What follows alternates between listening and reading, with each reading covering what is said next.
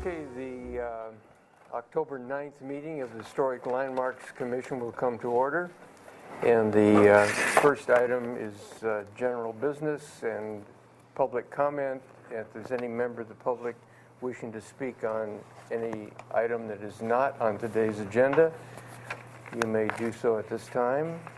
Seeing none, we move on to approval of the minutes of the HLC meeting of September 25th. Is there a motion? So moved. Is there a second? Are there any corrections or additions to those minutes? Oh, I motioned. Second by Winnick. Here comes your public comment.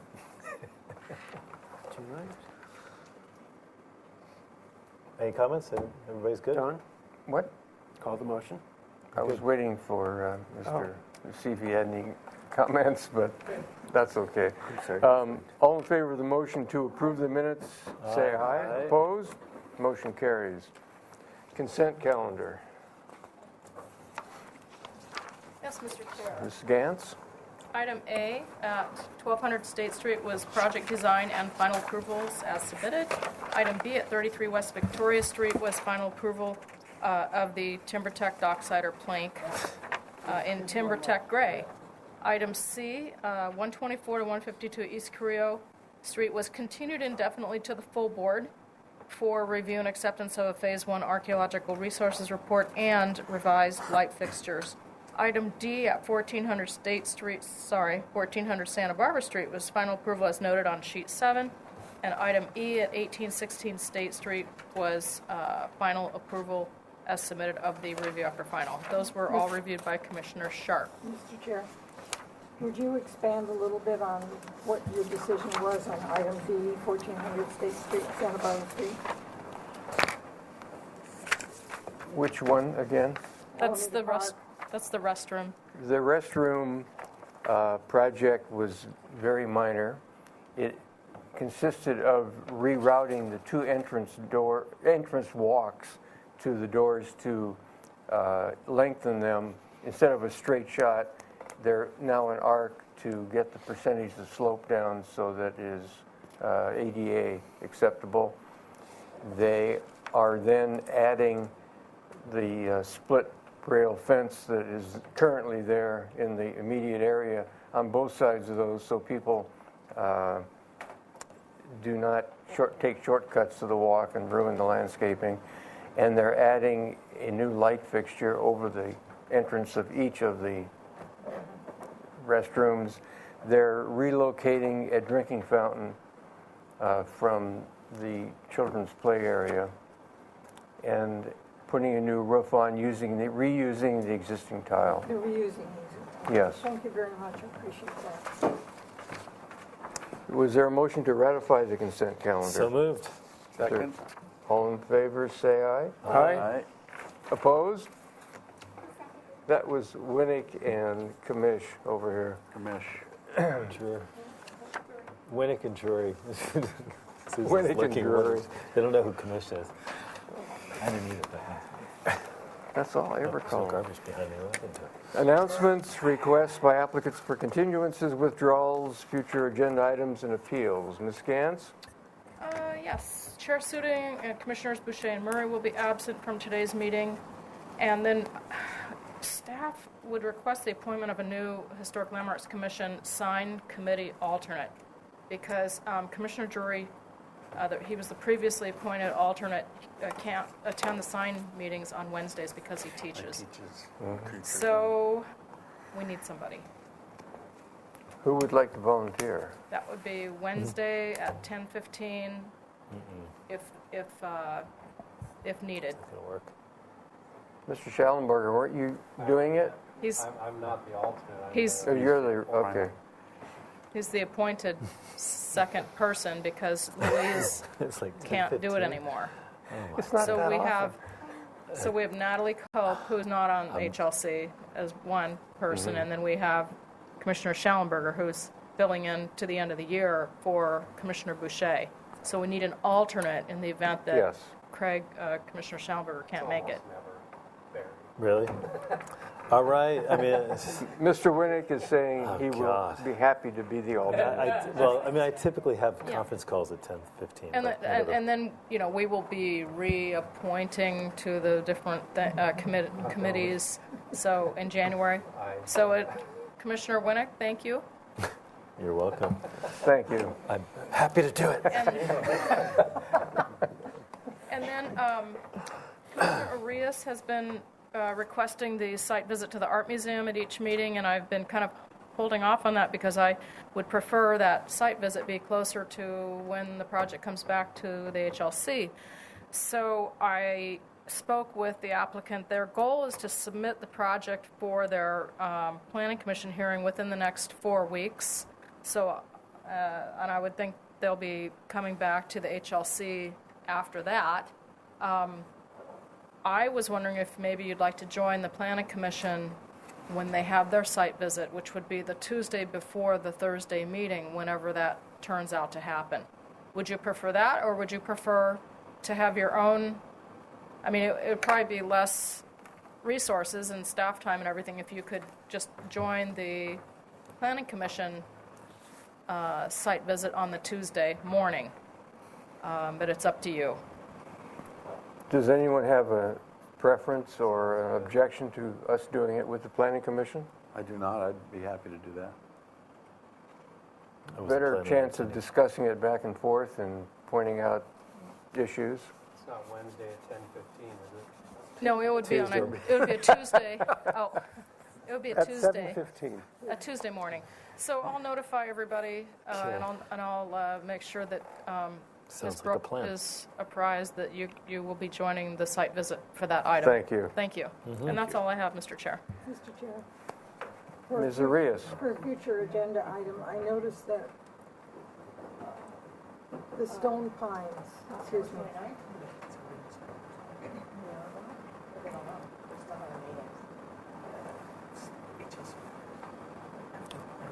Oh, no. Mr. Chair, so the Arlington Village project was appealed, as you know. We're not quite sure if it will make it to appeal. We hope it doesn't. I think they're trying to resolve it. If it does, we will need a couple of HLC members to represent the HLC at that appeal on October 29th.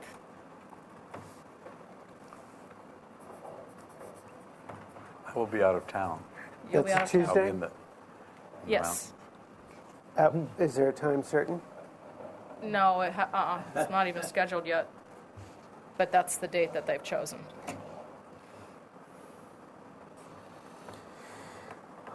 Anybody volunteer? I'll be out of town You're out of town? October 29th. I'd like to be there, but I'll confirm. Okay, so possibly Commissioner Lavoy.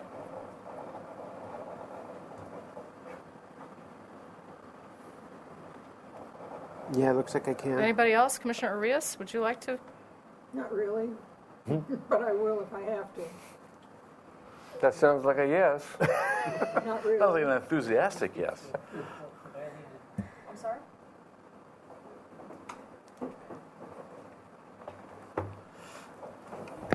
Traditionally, on these type of projects, we've asked that someone from the prevailing side take the lead, whoever made the motion or someone on that project, and if there's a dissenting opinion, that be represented. So that's probably what we'd be asking for. I don't know if we need to have several commissioners comment.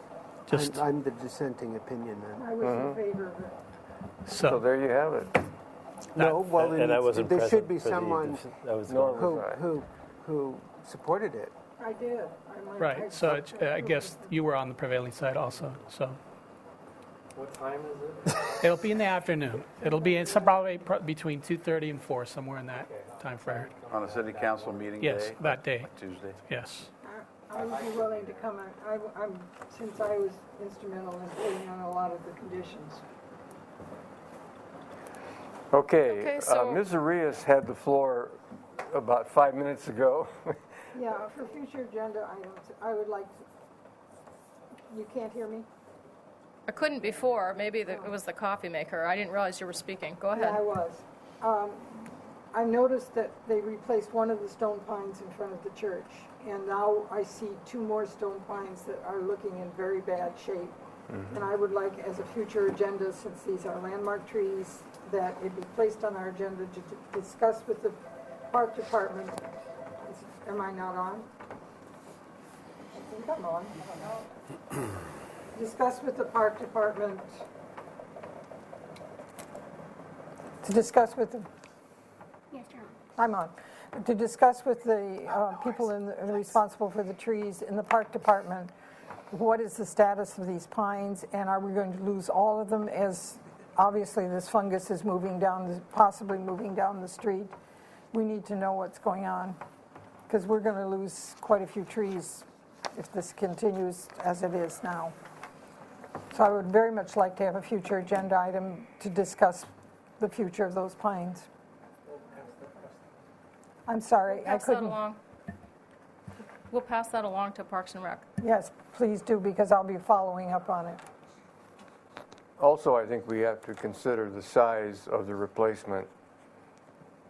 Looking at the one at the Methodist Church, for instance. Well, I don't know if they can fumigate the soil, if it's a fungus that's moving down, or what can be done to prevent and protect the rest of the pines, but we need to move on to find out, otherwise we could possibly lose the entire row. Correct. Excuse me. Are there any subcommittee reports? Seeing none, we do have a discussion item with Barbara Shelton, and it's a presentation and discussion on the environmental review process and procedure for projects acted on by the HLC. Ms. Shelton. Yes, I'd like to introduce the subject, Mr. Chair. Thank you, Mr. Lamone. Yes. As you recall, we had a joint meeting with the Planning Commission and City Council recently, and staff made a commitment, our city planner made a commitment that we'd be having a series of trainings and discussions at the boards and commissions, and one has to do with the environmental review process, and that's what we're going to begin with. We also have a future agenda item that will be placed regarding the average unit density program. So we're hoping that Barbara can give you some history on exactly your roles and how our environmental review process has been slightly modified, and we're open to answer any questions. The Assistant City Attorney is here also if you have any questions. Thank you. Ms. Shelton. Mr. Chair and members of the Commission, I'm going to take a few minutes to go over the environmental review information that's on the handout, and also comment on a couple of the concerns I heard expressed by Commission members, and then open it for questions. The California Environmental Quality Act, or CEQA, requires agencies to consider environmental consequences of decisions that would involve changes to the physical environment. So the primary purposes are informational, to provide information about any significant environmental effects of projects, and then also avoiding significant environmental effects. So to find ways to avoid or reduce significant environmental effects either through project redesign or other kinds of mitigation measures. So environmental review is a project evaluation process to identify the project's effects on the environment, and includes a number of topics, including natural resources, cultural resources, hazards, transportation, noise, public facilities and services, and so forth. CEQA exempts some projects from preparing an environmental review document, and the various types of exemptions are listed on the outline. I'll talk about a couple of them. They include a number of smaller types of projects that are not expected to have significant effects. So many of the projects before HLC are exempt from preparing environmental documents under CEQA.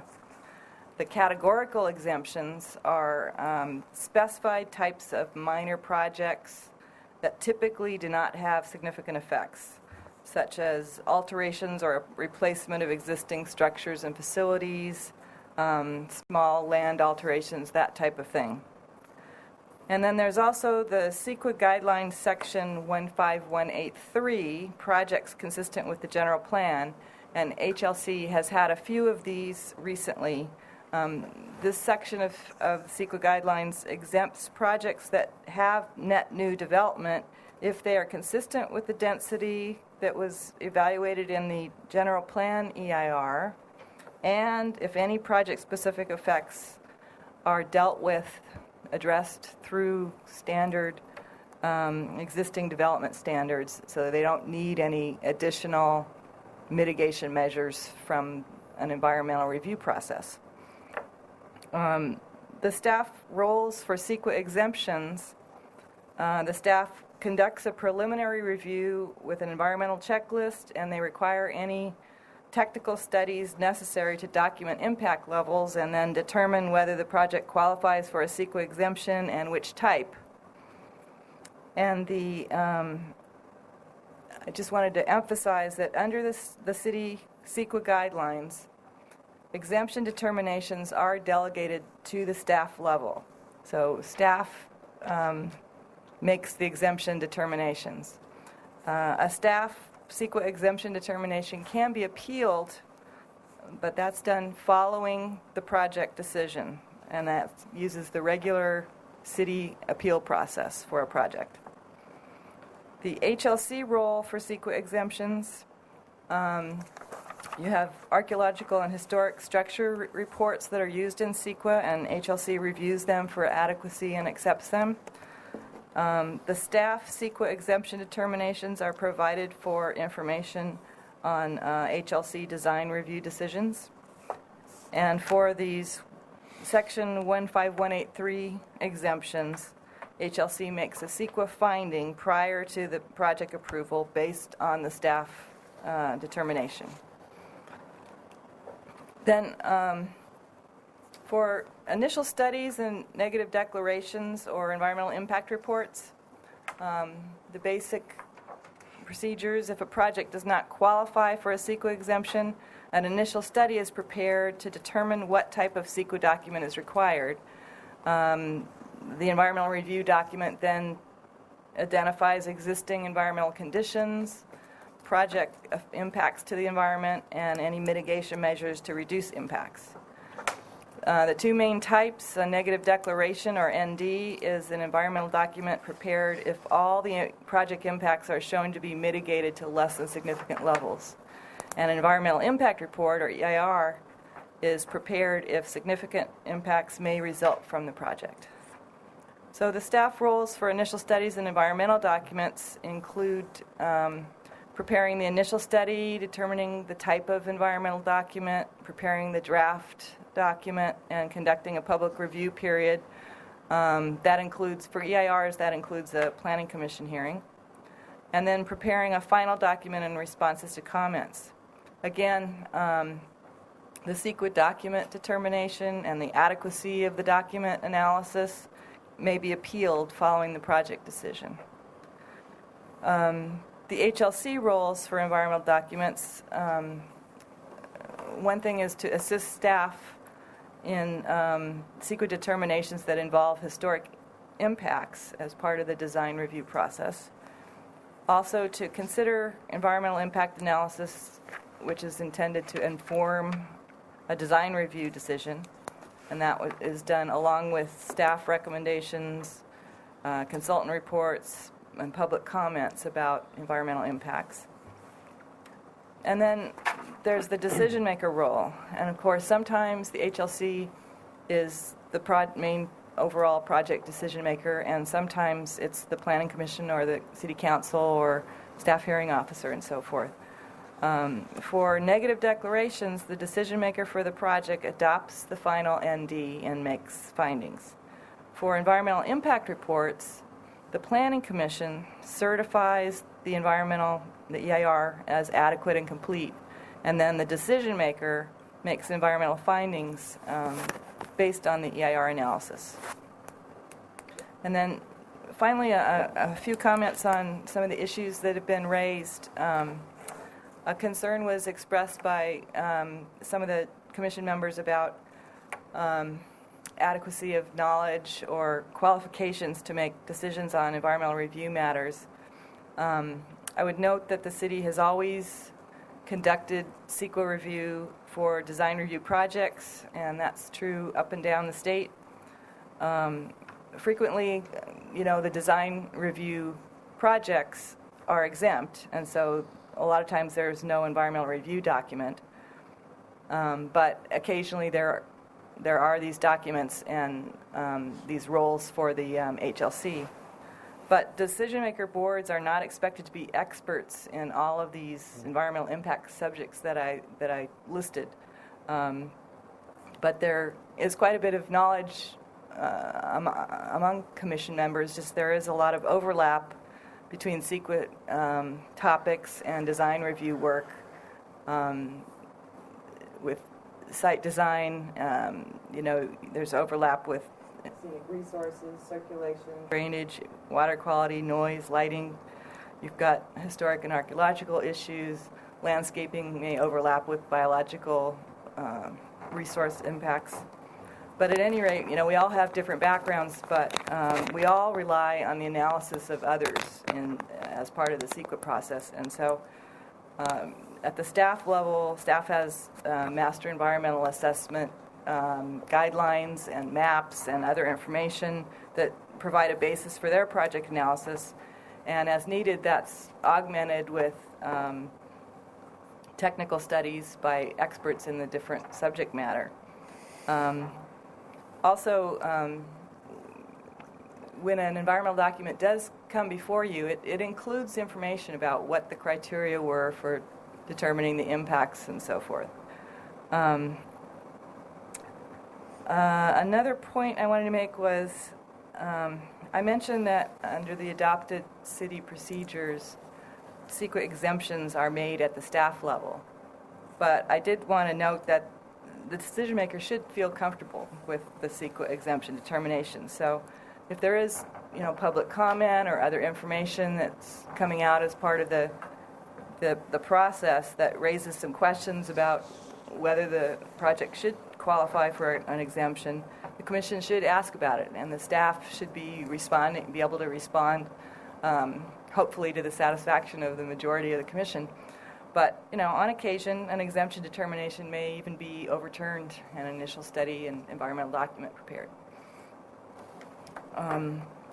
Then for the section 15183 determinations, the newer process that we've been doing, some members had raised concerns about, receiving information in a timely manner to support their finding, and to get that before the meeting and not be handed out at the meeting. And as was noted then, the standard procedure is to provide the certificate of determination and the proposed commission finding with the agenda. So similarly, if there is an environmental document like a negative declaration or something, that would be provided before the meeting as part of the agenda packet.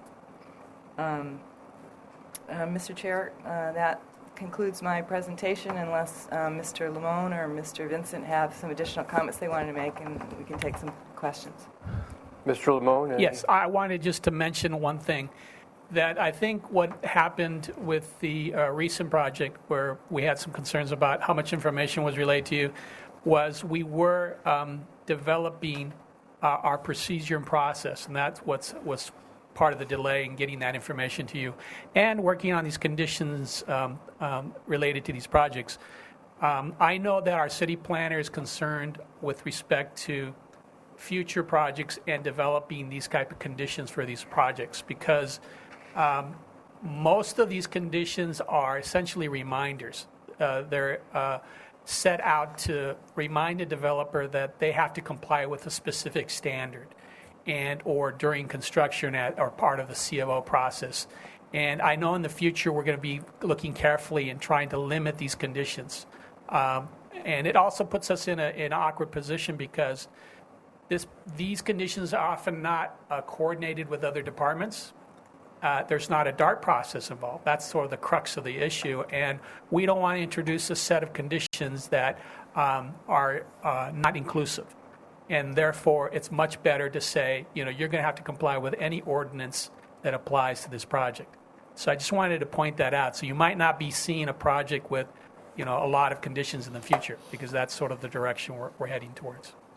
Just wanted to point that out. Thank you. Mr. Vincent, do you have anything further at this But I'm time? available if you have any questions. All right, thank you.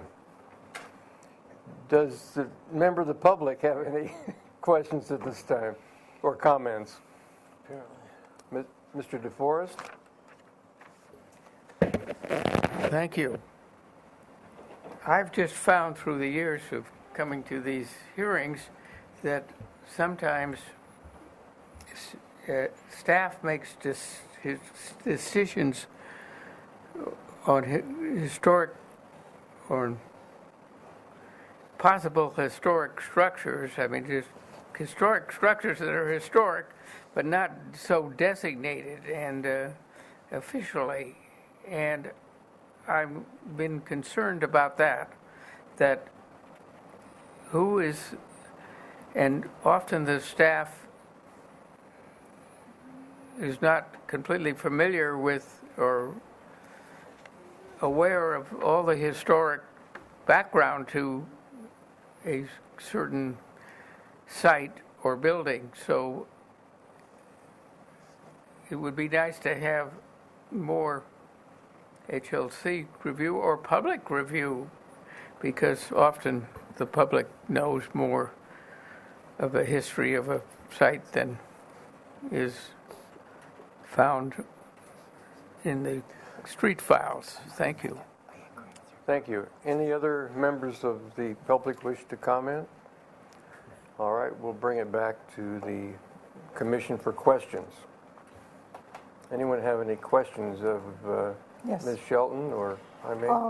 One of the questions I would like to know is, if we are reviewing a project, do we have to, and should we, inform the public that they have the right to appeal this decision, particularly where there are environmental impacts involved? Should the public announcement be made? Mr. Chair and Commission, I believe at the end of each decision, the chair announces that the project is appealable, or at least at the end of the meeting. Sometimes. It doesn't happen that often, but I think it should be a is on the standard agenda procedure. as well. It's listed on It the is on agenda. the agenda. Yeah, but not everybody gets the agenda, and we have TV coverage, and I think in making a public announcement is important. The other question I have,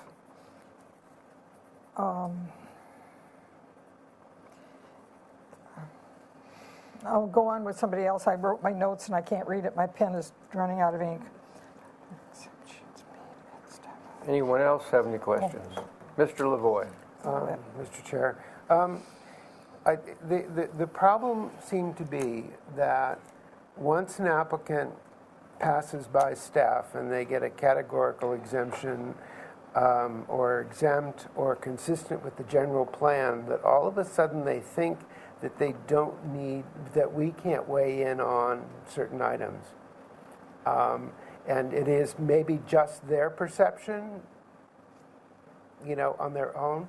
But I think they need to be, or staff needs to be very careful in saying that while staff has found you to meet this, to meet the criteria to be exempt, that doesn't mean that this review body has valid, if they have valid concerns, you need to respond to them in a constructive way, as opposed to just, no, I've already gotten my green light, bye. I think that, and the one project is the one that was problematic that way, and it's not all applicants, but I've seen it happen too often here. So it's part of the process, and yes, this is probably part of the discussion for the next meeting, but that perception needs to be cleared away that, it's just one of the steps, and we are one of the steps. Mr. Lavoy, Commission, I think you're correct, because I think the determination that we've completed environmental review makes them assume that they are ready for a decision to take place. And it does put some pressure on you to sort of take that action when they feel, staff's okay with it now. Why can't you proceed? But as Barbara has said, that if issues are brought forward, you have the ability to ask more questions, to ask the appropriate staff to answer those questions and direct it where you feel confident that those questions are addressed adequately. And you still may not feel comfortable. And again, that was that whole question of, do you trust staff to be able to pursue it? Ultimately, the applicant is going to be faced with a potential appeal if in fact, the public is not satisfied with those answers. Mr. Chair, just Ms. Shelton? just to add, there can be a difference between what constitutes like an impact under CEQA versus the same topic, and how that relates to design review and consistency with the design review guidelines and your ability to make your findings. So I think you're absolutely right that just because there's a CEQA exempt does not mean that all the topics reviewed under CEQA are off the table for design review. Design review may still need to consider how those work with the design and the guidelines. Mr. Chair? Good point. Yes, Mr. So Drury. is there a way to make that plain to the applicant? When you've done what you need to do for them, that they may have, I was going to use the word confrontation. That's not the right word, but a hearing with us. I mean, something that it's maybe not expected, but it's a possibility, so that they don't come in here and expect us to rubber stamp and then be upset when it doesn't happen. I think the city planning could do more to explain the process, just like we're doing it here. Unfortunately, some of the applicants aren't aware that there are some pitfalls involved with that process, and there are some handouts available that would spell out the procedural steps necessary for us to have an action take place. And certainly we could look into trying to provide that information in advance. Mr. Ms. Chair. Arias? When staff makes a exemption, can that be appealed? Mr. Chair and Commissioners, yes, it's a staff decision that it's exempt, and it can be appealed as a part of the regular city appeal process for the project. So an appeal would actually occur after the project decision. Okay. When the Planning Commission, say, reviews a project, and we review a project, and the Planning Commission puts some conditions on it, does the other commission that also reviews the project, such as the ABR or the landmarks, have to respond and accept those conditions, or can they ignore them, or what? Typically, those conditions are directed by a review body. The Planning Commission is asking you to check these things. They're directing you to verify compliance with these amenities. Often you'll see the title saying, these items are subject to HLC review. They're compartmentalized in such a way that we focus your attention to these concerns that the Planning Commission asked you to focus on. It's unusual for you to get involved with conditions that the Planning Commission exerted that are essentially something that the developer has to comply with. And that's staff's role, again, to make sure that those conditions are followed through on the plans. Okay, you made the statement that conditions are reminders. Right. I think I look at it as conditions are a contract. You will do this to get that. And if, having lived with construction near me now for quite some time and watched how things that even our conditions are not necessarily being enforced and followed, I really think that conditions are a condition of contracts, and I'm concerned that you talked about trying to limit the conditions, because with the city being as built up as it is, the adjacent properties, neighborhoods, commercial operations, if there are not conditions that protect those businesses, and we have a long series of construction, those businesses can literally lose their ability to function. So I look at conditions as a contract, and protecting the neighbors from what I have seen in my lifetime of experience with 3 major construction projects near me, that they are necessary and they should be enforced, not just reminders. If you're going to do reminders, then why bother, you know? Well, there probably are specific conditions that would work that way. What I was alluding to is that a lot of the basis for applying these conditions are actually municipal code requirements. And therefore, there is a more direct connection to even require that standard to be met, even without a condition. And that's what I was trying to imply. That there are specific conditions you can craft to address with an issue.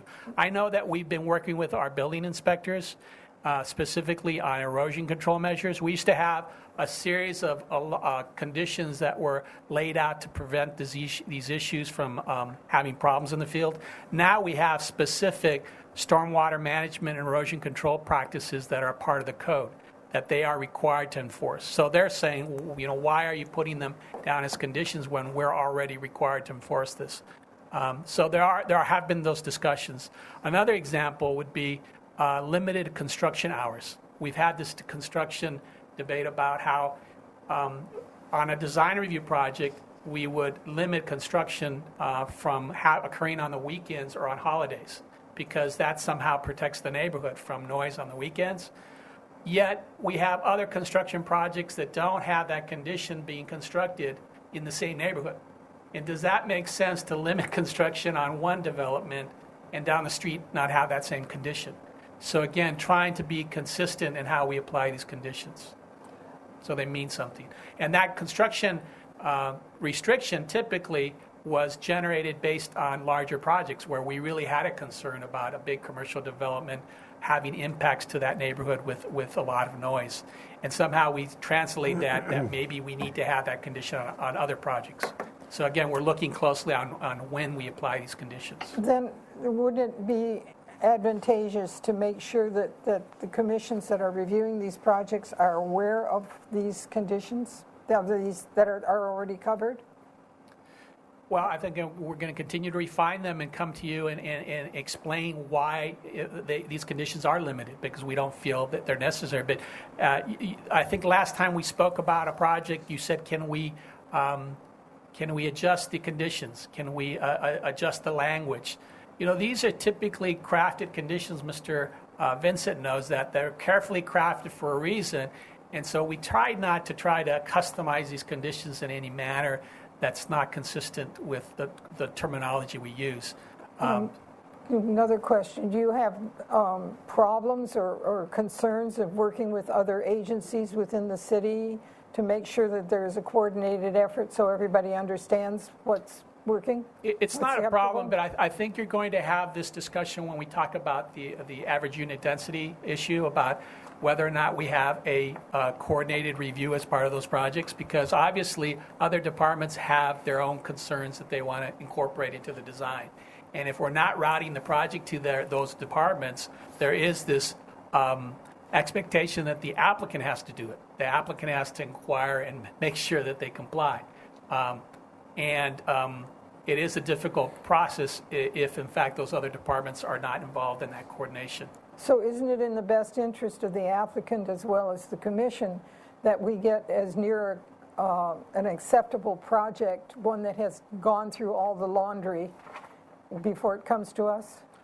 Again, we'll have that discussion with these larger projects next time. I think that'll be a good segue into what our coordinated review should be for these bigger projects. Mr. Chair? And one last question. What do you visualize the size of these bigger projects?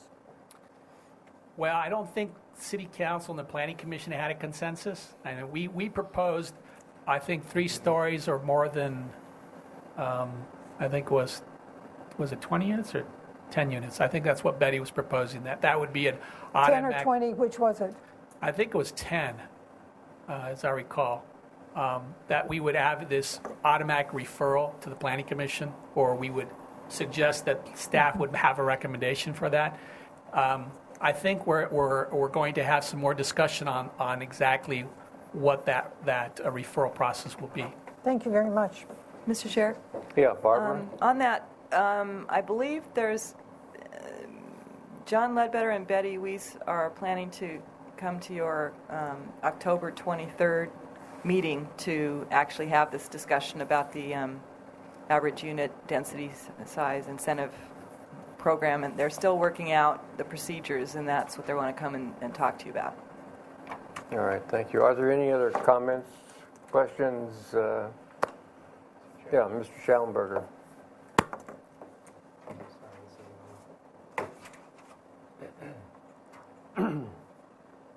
Just briefly for anybody watching at home,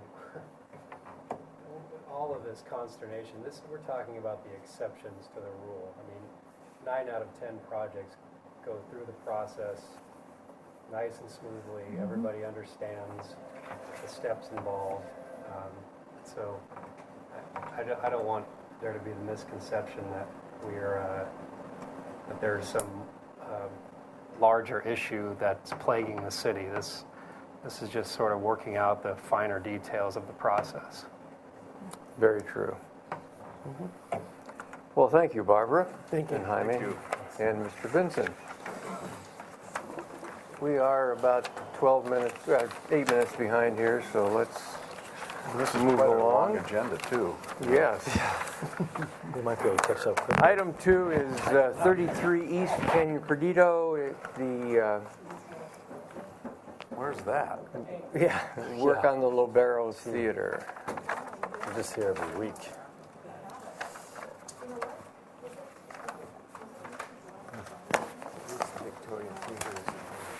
Yep.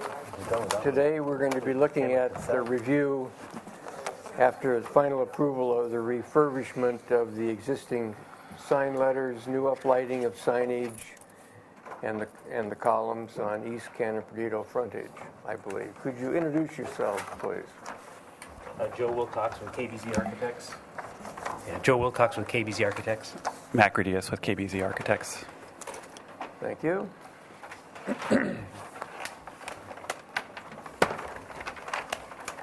We did have 2 of our commissioners review the lighting one evening, week before last, I believe. Most pleasant Thank you. And so they are back to get their findings, and hopefully we will come to a conclusion here. Did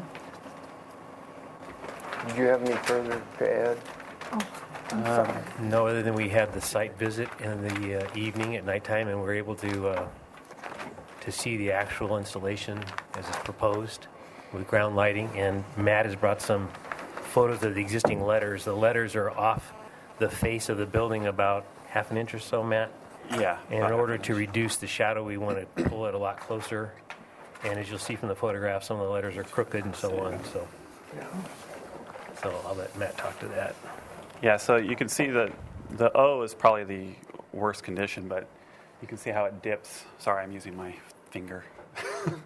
but you can see how it kind of dips back into the wall. And one of the things that this kind of happens a little bit further down the line as the letters, how they're spaced and how they're sort of mounted to the wall. And so the proposal is to use the same letters, just to remount them closer to the face of the plaster, not directly on the face. We still want to have a reveal, but not as much as there is now. Yeah. And you saw the shadows. Yeah, extensive. Yep. yeah. Any Okay. comments about the actual evening that we saw the lighting? I'm sorry? Any comments on what you saw there that evening? Yeah, I made the comments at the beginning of last meeting you with Phil. did. Maybe Okay. we both were very much in favor of what I think the engagement of every single column. I'll open it up to public comment. Does anyone have any additional words of wisdom here? Mr. DeForest?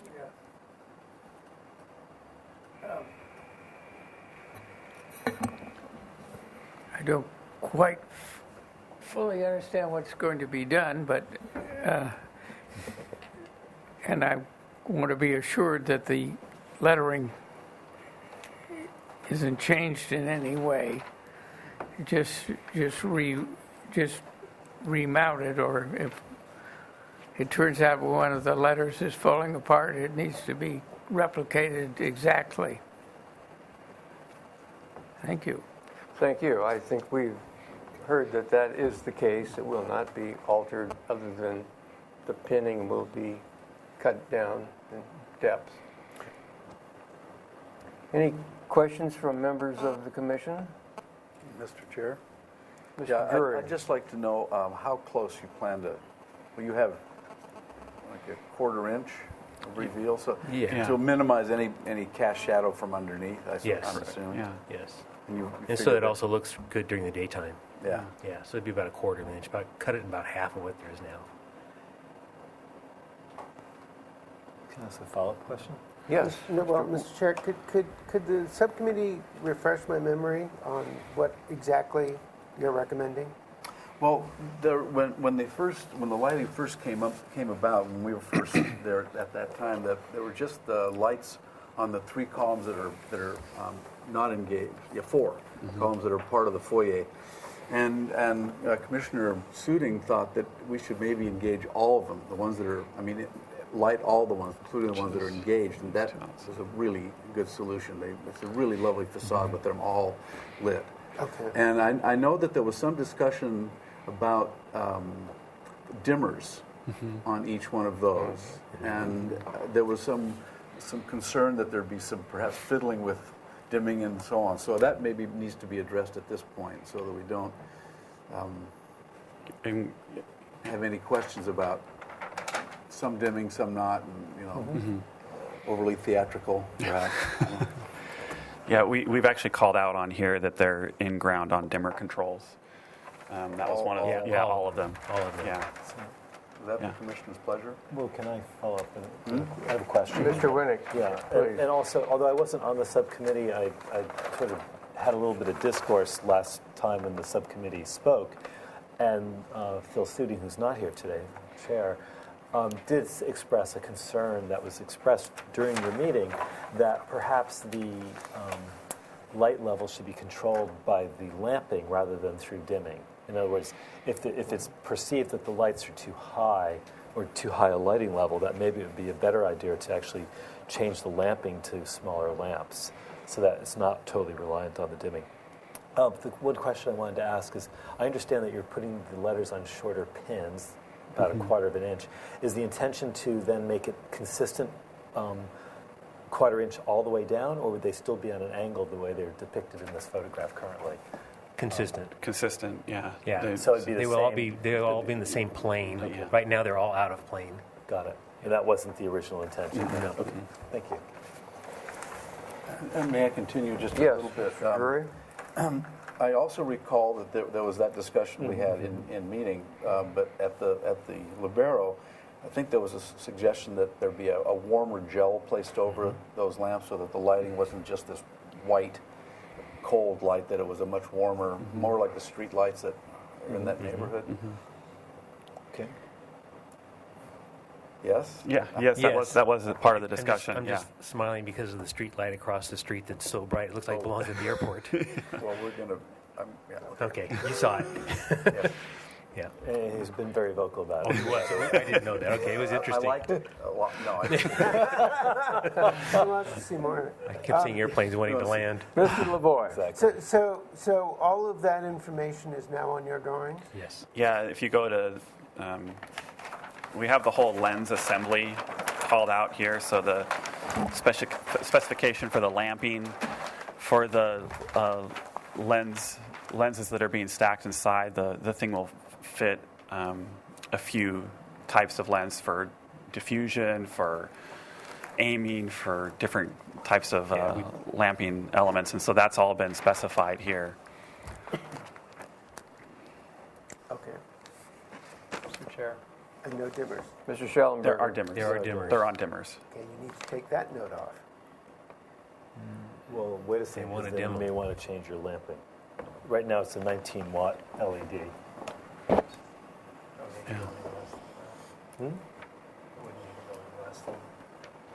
Is this going through plan check? That I- Plan check? If, when they submit for a building permit, it will.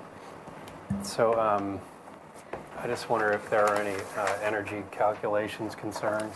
there's no energy calculations. This building is part of the historic exemption. Yeah. And it's a small point, but notes 1 and 2, I think, are missing some language. It says new in-ground signage on dimmer control. So it should say signage lighting, yeah.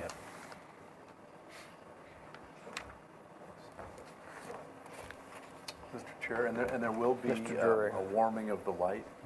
Yeah. Are you going to add a pin or two to the O to? We want to leave the pins the way they are and also keep the square pin face on the outside, even if we have to, if that's the existing pin kind of tacked on. All right. Am I right about that? Yeah, we don't want to change it. We just want to reduce the amount of the shadow. I was trying to reduce The canting. problem The of canting, the yeah. canting. Yeah. Any further discussion, or is there a motion? I think I heard a comment. I apologize if I missed this, but what was the idea in aligning the engaged columns to the edge instead of center like the others? The evening we were there, we did the mock-up with just the center portion of the columns and walked across the street and took a look, and we all liked it. And they actually took them down to 60% on the dimming, if I remember right.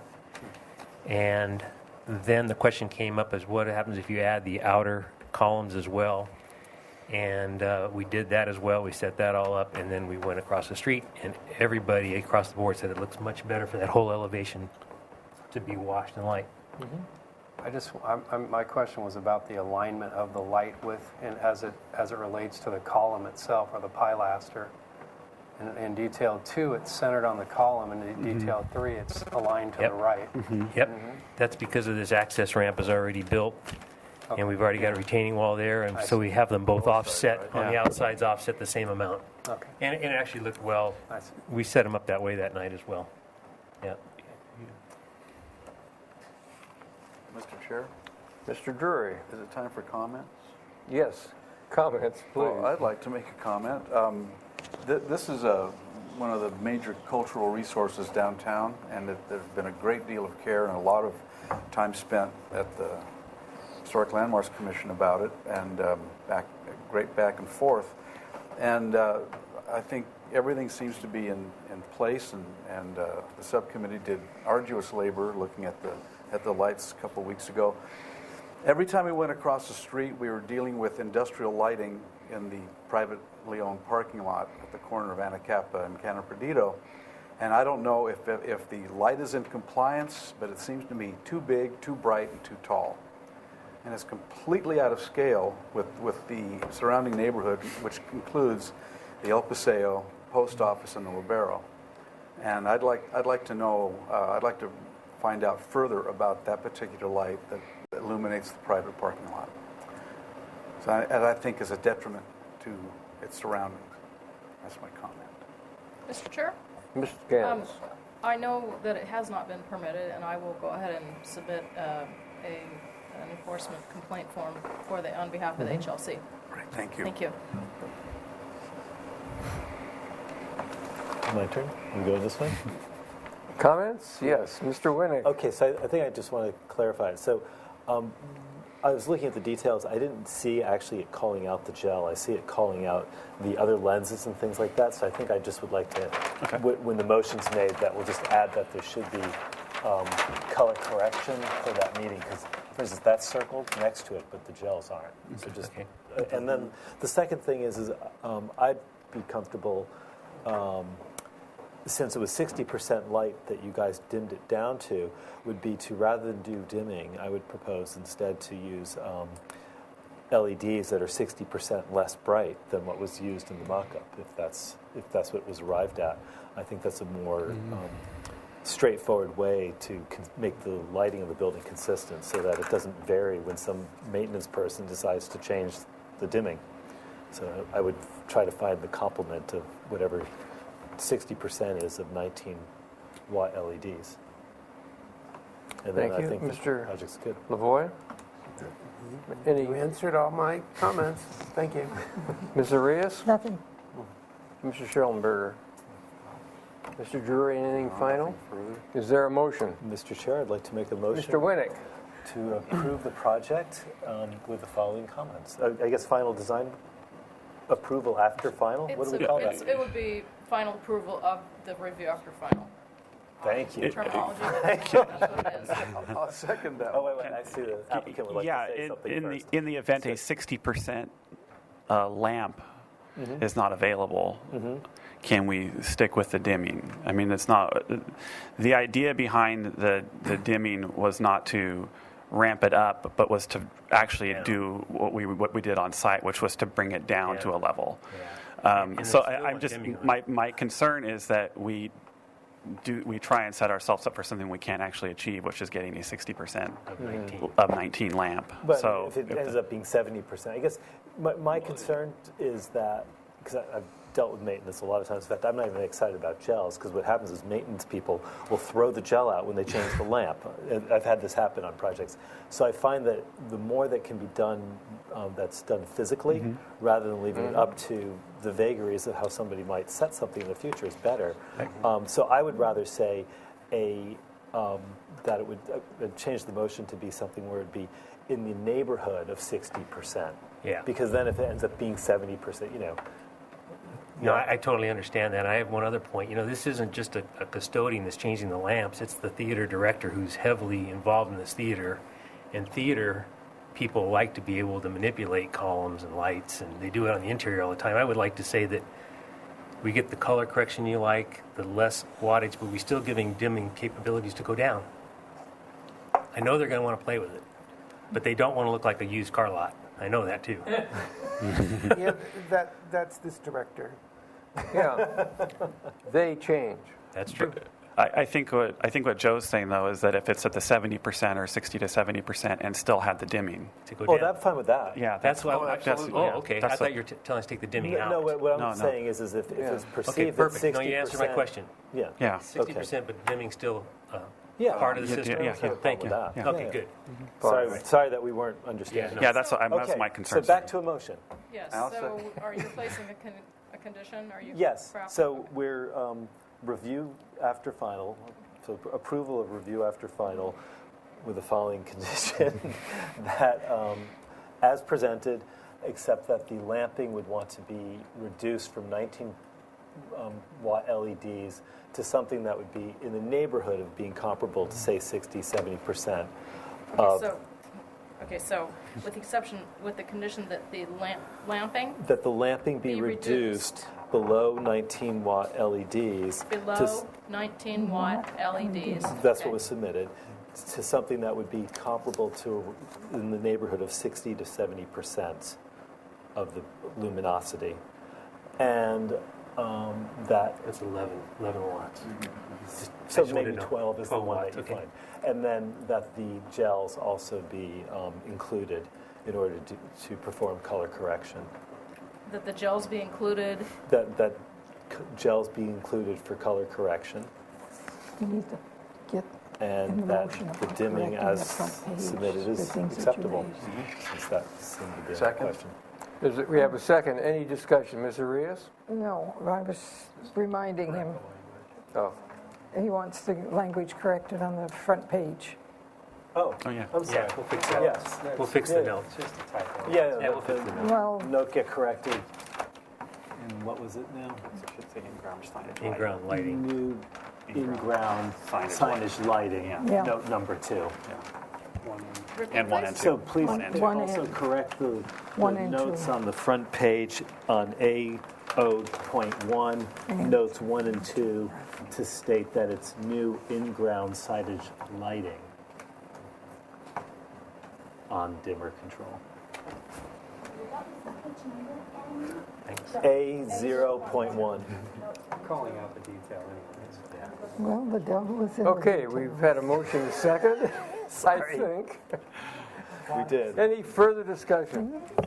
She would like to read it. certainly. All right. I should have somebody who's more awake to make the motion.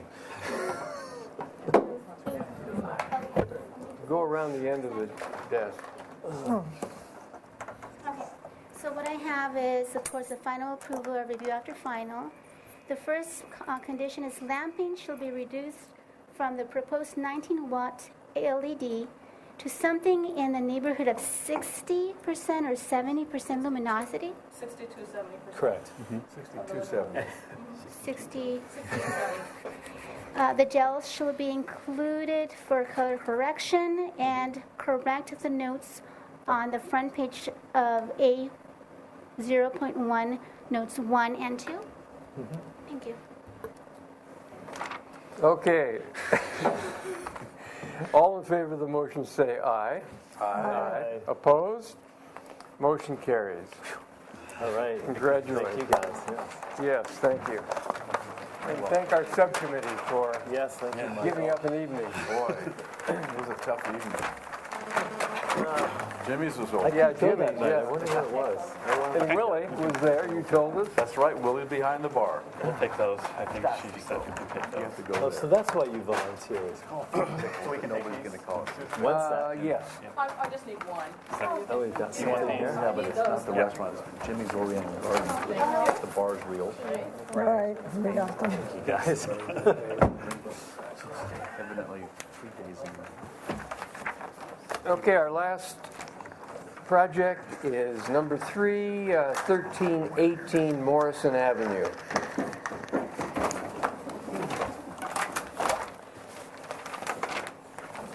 This is the second concept review. It still gets comments only, if that's correct. Correct.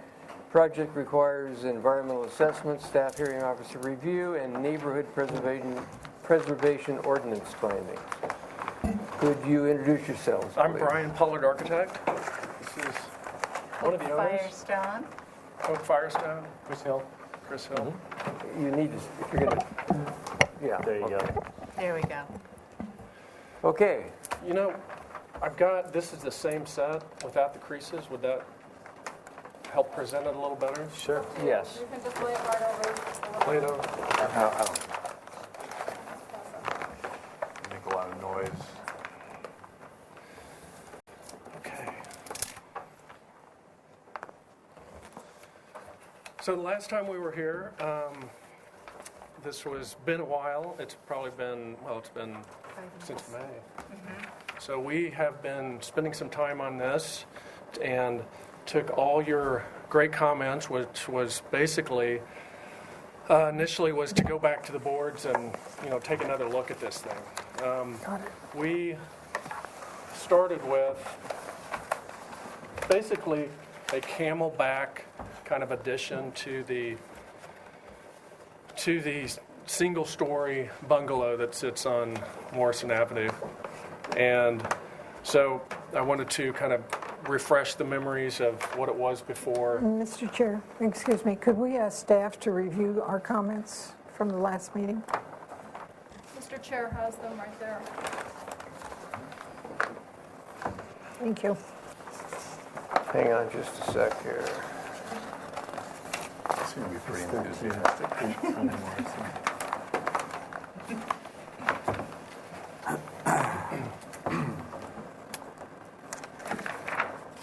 We last saw this in May, as Brian said, and the comments were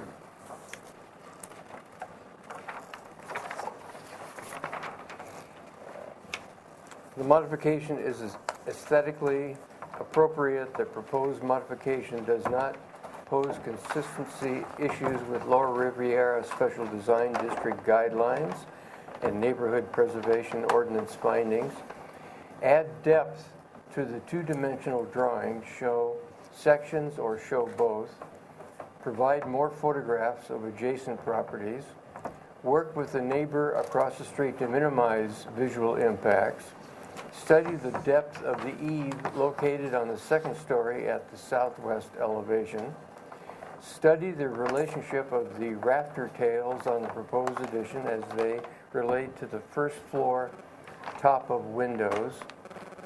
The proposed addition lacks the simplicity of a craftsman-style home.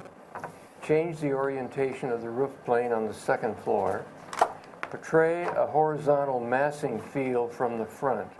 The width of the proposed addition as presented seems to span close to the whole width of the property. It is awkward, not integrated with the existing structure, and the top looks heavy and out of scale. Explore more cantilever at the south wall of proposed addition. Perhaps introduce brackets. Study the relationship of the chimney to the second-story windows with respect to ventilation. And finally, study keeping the foundation line at the same datum around the around the base of the building. And that was 8-0. Our comments. So it was unanimous. Okay. Okay. So, speaking of the modification, that has not changed, and I don't think you were here at this previous meeting, but the modification is a window movement, basically rearranging some windows on the side elevation. So anyway, this is just to remind you a little bit of what we were proposing previously. We went back to the boards, basically scrapped it, started looking into really what this was all about, and basically thanking the board to naturally tell us that things aren't, just didn't feel right with this addition. So realizing the importance of bringing a good addition to a project like this is the understanding of trying to make the addition look like it was built when it was all at the same time. So that's kind of the grasp that I was trying to get out of this addition, was a second story, all of it looking the same. So naturally the place that I went was airplane bungalows, which is basically, you guys I'm sure are familiar with the term, but basically second story bungalows that were built at the turn of the century. So went to that research and study, and have some examples of that type of architecture that was turn of the century. So you can see with some of these examples, we can kind of just have a moment for you to kind of view some of these. But one thing that I found that was that by doing the research that I did, one component of it, or something that I recognized with most of them, was that the second story was kind of asymmetrical. So it was, offset from it just being centered on the building. Mm-hmm. So it was just recognizing that movement and how these, buildings that were built at the turn of the centuries as second stories with these little additions on the back, how that kind of played into it. So we went to, looking at the design based on that approach, and then naturally trying to get the functionality for what the owners are trying to accomplish with the plan. So I can kind of move you to photographs as a reminder, and some of these are new that you wanted to see additional pictures of the neighboring buildings. But this, starting here with number one, this is the existing residence, 1,030 square feet, with a garage in the back of approximately 395 square feet. This is looking down this right side fence, or the left side as you face that. So this is the neighboring with their garage in the back. This is on the other side of that house, of the house that we're working on, the project site. This is the rear of the building. And I think you can continue on. This is actually, this neighbor here is to the right over on this side. So this is a second story addition on one side of their house. This is another photograph of that. And this is the second story addition on the other flanking side of the project site. These are a couple of shots of that. So this gives you an idea of the neighboring buildings. Is it appropriate to ask a question at this point? Yeah. I just want to know about why were they called airplane bungalows? Well, I think it was the idea that it was a second story. Are all those photographs local buildings? They are not local.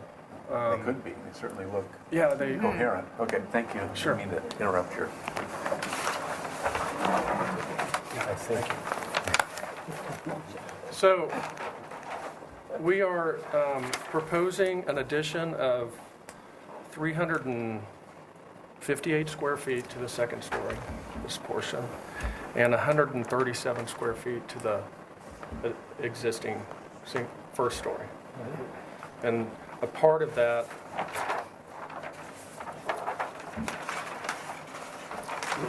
this site plan will hopefully help to, this is actually a little light on that hatch, but this section right there, which is an added gable with this fireplace, is one portion of that addition, and then a 4-foot addition to the back is on the first level. And then this gives you an idea of basically, the plan and how we're trying to capture a kitchen and family space towards the back. And one of the, I feel like, is probably one of the the hard part was trying to find the stair and trying to get it up to the second story. And so this does tuck underneath the existing gable roof that runs across here. So it was a way to kind of hide that and work its way up to the top where it was at the second story portion of it. Here's the plan of the second story, master bath, top of the stairs, basically bedroom, bath, closet, and roof plan. So as you can see, this is kind of where the stairs are running up until it gets to the landing approximately at this location. And so I was able to kind of move this element over and bring the height of the overall addition from the previous height 2 feet. So originally it was 2 feet, and by having a smaller gable here, that helped things out. Also helped a lot with the solar. And then these are, I feel, is the two primary elevations. This is the driveway side, and this is where we were having some trouble with some proportions originally with the first proposal. And so this is where that new gable and fireplace is. And then this is something that seems to personally kind of lend itself to some simple geometry and simple roof lines. And we really like the idea of the two small gables kind of playing off of each other there. And then this is the other two elevations. The rear elevation is, as you can see, what I did was this originally was kind of interesting, it didn't look as good, so I pulled that out a little bit so that I could kind of bring this form forward. And so those are little, 4x4. It's coming out about 6 inches. So these are like 4x4 or 6x6 corbels. And so this is the rear and the other side elevation. And so we're kind of thrilled about, by you moving us off of that other one and pushing us in another direction. We just felt really comfortable about kind of the direction it goes, and really appreciate, everybody's input on that. And I think if there's anything else that the owners want to add to that. No, except that we feel like we have a much better design as a result of going back to it, much more in keeping with the Craftsman style, and something that would fit in better to the neighborhood, I think. Good. Thank you. Mr. Killen DeForest would like to have a few words here, opening the comments to the public. Thank you. It still looks awfully bulky to me. Also, where I thought we were going to get a plot plan that showed where the adjacent houses are on Morrison Avenue. Because, again, I still think this is going to, the person whose view was going to be blocked isn't here today. Maybe but there is that view problem, and it's still. I know some craftsman houses that were added onto, but I don't think this looks like an airplane house to me. It's too high. I know you need to get a second story, but still, it's too. It seems to me too vertical. And I know you couldn't keep it all one story. Was not possible, but still, that would have been the way I would have liked to see it go. Thank you. Thank you, Mr. DeForest. I'll close public hearing. And Mr. Chair? I'm sorry, yes? We've received 5 letters in support of the project from neighbors and people interested in the project. Correct. And Thank you. especially one from directly right next door. Thank you. I will close the public hearing, public comment, and open it up for questions from the commission. Mr. Chair, Mr. Lavoie. could we see the previous proposal just very quickly? I think that was the first page, wasn't it? Just one sheet, I just had one sheet. Yeah, that's fine. Just roll it out so I can see it. Yeah, one of them just he has it Well, here. the very first page Very you first showed. page is it. Not your first page, the one over here. Oh, I think you put it on the floor. There you go. Here. Okay, thank you.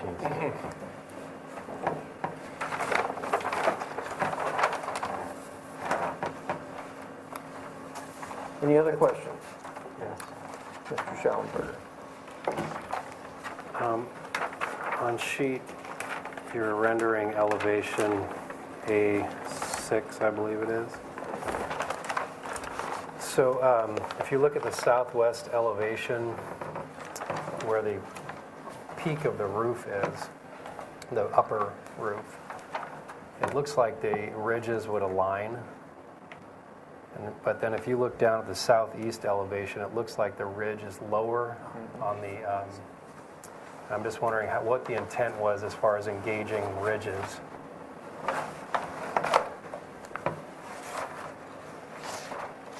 On the hardline elevations, it looks like they both align at the peaks, but I don't know what the intent was.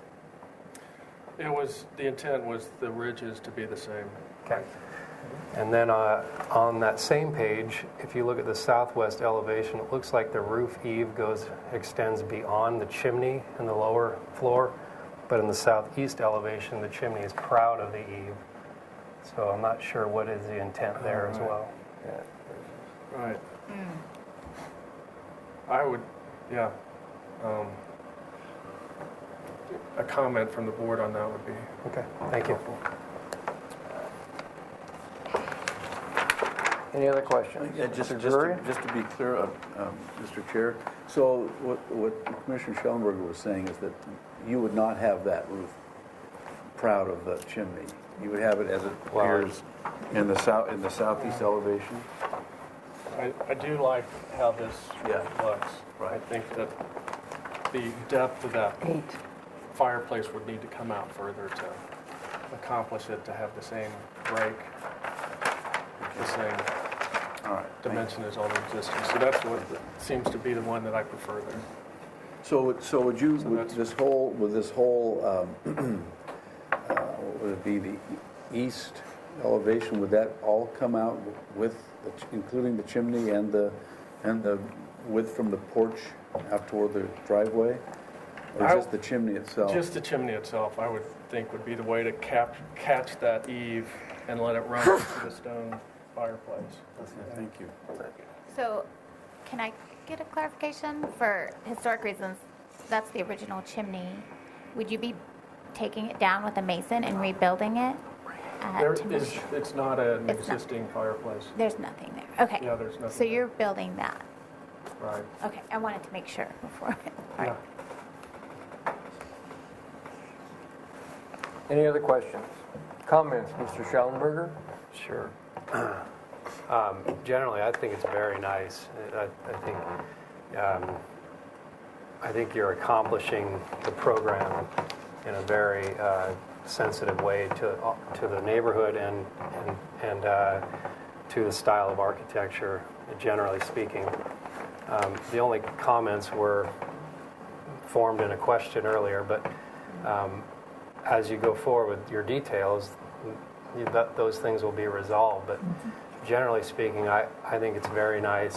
I'm in support of the project in a general way. I'm very happy that the neighbors have, I don't know if everybody's read the letters, but they're very enthusiastic in their support, and that's always encouraging. The only maybe comment that I would have is as you get into the details, I would really study the rafter tail detailing, how the flashing works at window heads and that type of thing, so that you can stay true to this style of architecture. But it's in competent hands, so not really concerned about that. The only thing that really jumps out is in the street elevation, there's sort of a balance issue that might be able to be resolved with the question about lowering the ridges. This upper portion seems to push the house off balance to the right in this view. But that's just a personal comment. That's not to say it couldn't be approvable this way. It feels a little heavy on that side.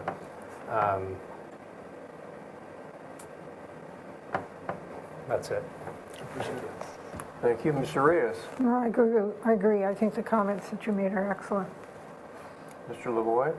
I agree generally, and that balance thing troubles me also, but then I have to remember that ridge is set back enough away that it is going to drop in perspective, particularly as you see it from the street. So I don't think it's the issue going to be the issue in real life that is apparent on a flat elevation. So you might attempt a perspective to answer that discomfort, but that is the only thing. It's beautifully detailed. I think it's an appropriate addition. Thank you for responding to our comments. Yeah, thank you. Mr. Winnick? I generally support everything I've heard before. Appreciate the retake. Two comments. One, I just want to weigh in about your sort of reflecting back to us and then telling us what you liked about the chimney. I agree. I think the chimney breaking through the eave line looks good, so I would support that. I just want to point out something. This just gets to your detailing as you go forward. I like this elevation a lot, and I know partially just because of the sense of the scale that's happening on those windows, and that's the northwest elevation I'm pointing at, the upper story. And there's something, it feels like you paid attention to those windows to make them look craftsman. And I'm finding it a little less successful on the southeast elevation.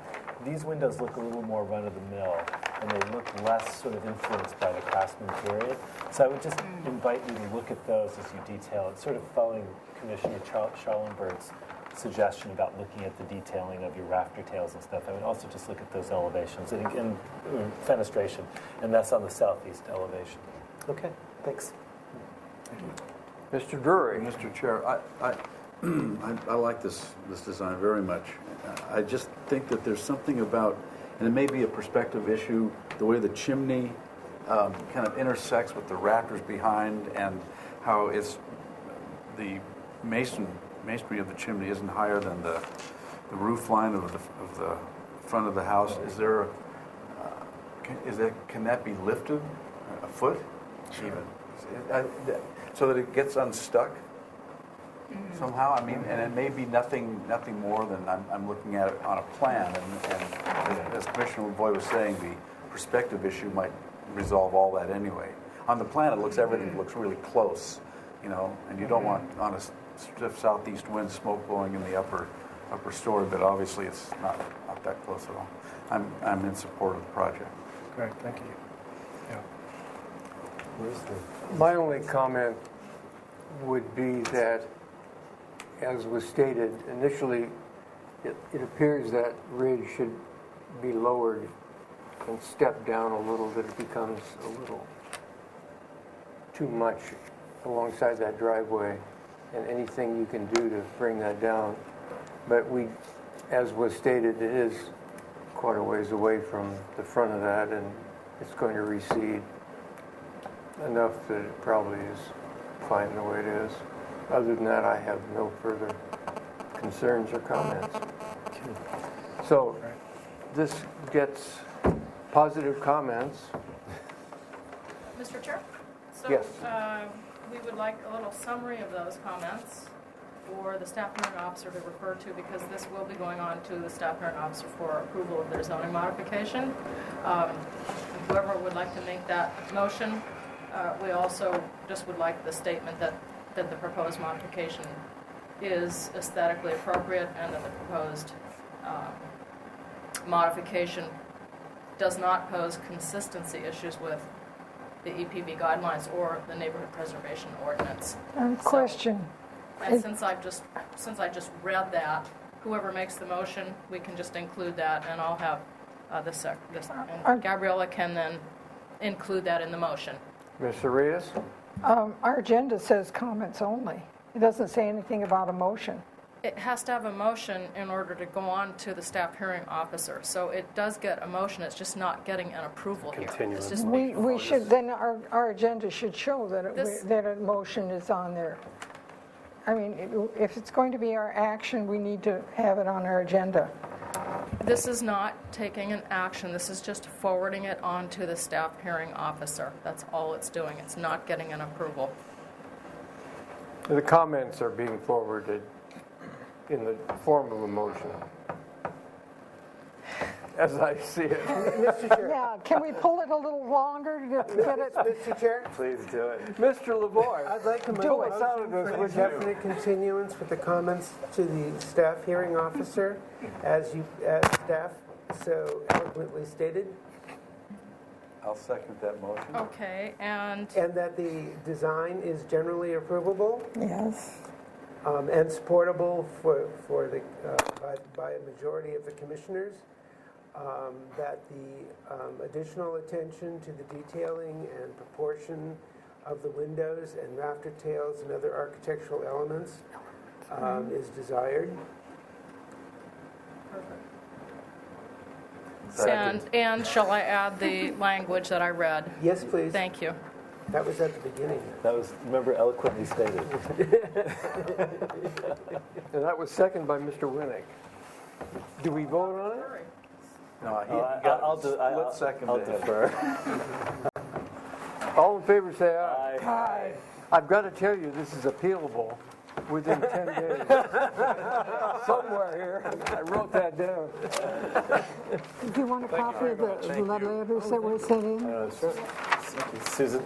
And I believe the motion passed. Yes, Mr. Chair. Yes. Unanimously. Unanimously. Thank you. Great fanfare. Okay, are we adjourned? We are adjourned.